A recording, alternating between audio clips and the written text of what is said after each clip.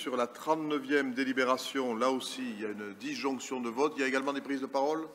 Monsieur Deherle. Sur la 39e. Monsieur le maire, mesdames et messieurs les conseillers, chers collègues, la délibération que nous examinons propose une reconduction égale au montant de l'année dernière pour financer le fonctionnement de l'Institut supérieur des arts et du design de Toulouse, l'ISDAT. Nous avons été alertés par des personnes nous faisant remarquer qu'avec cette somme, le budget de l'école de cette année était tout juste à l'équilibre et que, compte tenu de l'inflation, de la hausse du point d'indice et du coût grandissant de l'énergie, le budget de l'an prochain serait probablement déficitaire. Nous avons également été alertés sur la disparition d'une subvention de 70 000 € visant à compenser le glissement vieillesse-technicité, c'est-à-dire l'augmentation mécanique de la masse salariale due à l'avancement et à la prise d'ancienneté des agentes et agents. Il a été dit lors du dernier conseil d'administration que cette subvention était une aide exceptionnelle en période de Covid et qu'elle cessait donc, étant donné que nous sommes toutes et tous témoins ici que le Covid n'existe plus. J'espère d'ailleurs, monsieur le maire, que vous êtes bien remis de votre grippe, je suppose. Mais d'après les personnes de l'école, cette subvention leur était bien versée auparavant. Devrait-on en déduire que vous aviez des années auparavant anticipé la crise Covid et dès lors débloqué cette subvention exceptionnelle? Si tel est le cas, je vous adresse toutes mes sincères et respectueuses félicitations. Si tel n'est pas le cas, par contre, cette subvention disparue met en danger le budget. Il convient également de pouvoir conserver des possibilités d'investissement nécessaires pour des activités culturelles. Alors, certes, la ville de Toulouse n'est pas seule responsable.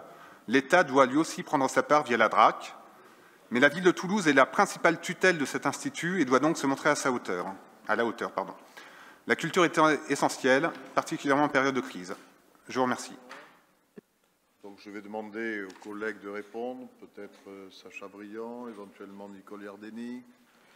Quelques remarques d'ordre général. Nicole Iardeni pourra rentrer probablement beaucoup plus de détails. Juste rappeler que les relations avec les satellites, qui sont très proches, s'inscrivent dans une logique de suivi pluriannuel et qu'il peut y avoir des petits creux certaines années, mais que tout ça se fait sur le plan du suivi budgétaire et financier sur une logique pluriannuelle et que nous sommes très attentifs à l'équilibre de l'ensemble de ces équipements. Et nous le faisons avec l'équipe de direction, parce que j'ai entendu des personnes dire, j'ai entendu M. Cugive évoquer les étudiants, les professeurs, l'ensemble des personnels étaient dehors. Alors, dans ce cas, moi, j'ai une inquiétude, parce que vu le nombre de personnes qu'il y avait dehors par rapport au nombre de bulletins de salaire qu'on fait, on va avoir un problème de justification. Donc, je crois qu'il faut remettre les choses à leur mesure. On travaille avec les directions de tous ces satellites pour piloter la trajectoire budgétaire et financière. On le fait en responsabilité. Et de ce point de vue-là, le travail se déroule dans de bonnes conditions et il n'y a pas d'alerte particulière. Alors, je veux bien qu'après, les uns et les autres, dans une vision extrêmement coopérative, s'impliquent dans la gestion de ces établissements, mais il ne faut pas non plus confondre revendications et analyse financière. Et un dernier point, pour être très précis, et que chacun ait bien en tête, puisque la question a été posée du premier partenaire. C'est plus qu'un partenaire, la ville de Toulouse. C'est l'autorité de tutelle et c'est le financeur. Je rappelle que cet établissement, l'ISDAT, c'est de l'ordre de 400 élèves et que la participation de la ville de Toulouse, des Toulousains, c'est 4 millions d'euros, c'est-à-dire plus de 10 000 € par an et par élève sur des formations qualifiantes qui ne sont pas, à proprement parler, de la compétence première d'une commune, qui relève naturellement de l'État, de la région au titre de la formation professionnelle, d'un certain nombre de partenaires. Donc je pense que personne ne peut mettre en cause l'engagement de la ville et sa manière d'intervenir. Un dernier point, particulièrement s'agissant du domaine culturel, et au moment même où nous évoquons la constitution de l'EPCC, l'établissement public du Capitole. Beaucoup de structures culturelles s'engagent dans des démarches d'autonomisation. Avoir une autonomie pour pouvoir développer leurs projets en partenariat avec l'environnement culturel. L'autonomie, c'est aussi la responsabilité. Et on ne peut pas demander son autonomie et ensuite dire et appeler en permanence au secours. Donc il faut Et c'est dans ce cadre-là que nous travaillons avec les directions.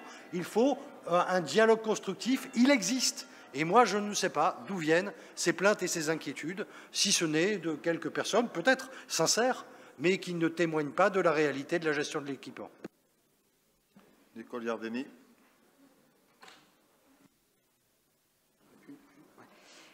Alors, juste pour compléter et remettre dans un autre contexte ce qui se passe à l'ISDAT, l'ensemble des écoles d'art en France est dans une forme de mobilisation. C'est lié à l'arrêt par la collectivité qu'est Valenciennes du financement de son école d'art. Pour des raisons qui sont un peu complexes à expliquer, mais je peux le faire, mais ce n'est pas vraiment le lieu. De ce point que l'on peut comprendre d'inquiétude, qui concerne très spécifiquement Valenciennes, Dunkerque et Tourcoing, dans un équilibre financier particulier, un grand nombre d'écoles d'art se sont émues. Mais au sein de ces écoles d'art, ce n'est qu'une minorité qui s'est émue. Ça, c'est la première chose. Et il se trouve que Toulouse et l'ISDAT sont le seul établissement en France qui soit à ce point multidisciplinaire qu'en anglais, on appellerait ça « too big to fail ». C'est-à-dire que le DRAC, qui donc représente l'État, est tout à fait conscient qu'un établissement qui, à la différence de ces autres écoles d'art, comprend aussi la musique, la danse, le design graphique, représente un élément extrêmement structurant. Il est évident qu'une collectivité comme la nôtre, qui subventionne cette école à hauteur de 4,7 millions, est énormément engagée dans ce soutien qui, et vous l'avez rappelé, nous tient profondément à cœur. Il y a 400 étudiants qui représentent aussi des plasticiens, des musiciens, des danseurs, des designers, dont nous sommes préoccupés de l'avenir professionnel, et tout peut être fait dans le contexte qui est le nôtre afin de permettre leur insertion professionnelle.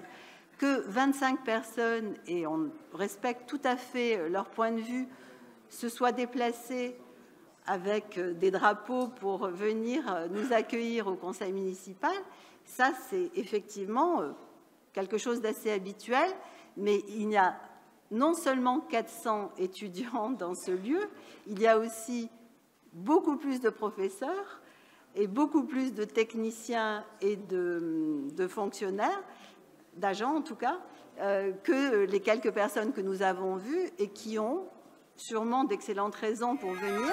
Mais je vous rassure, l'équilibre de l'école n'est en aucun cas en danger. Merci. Donc je mets aux voix cette délibération 39. Qui ne participe pas, qui s'abstient, qui vote contre, c'est adopté. Nous allons maintenant au chapitre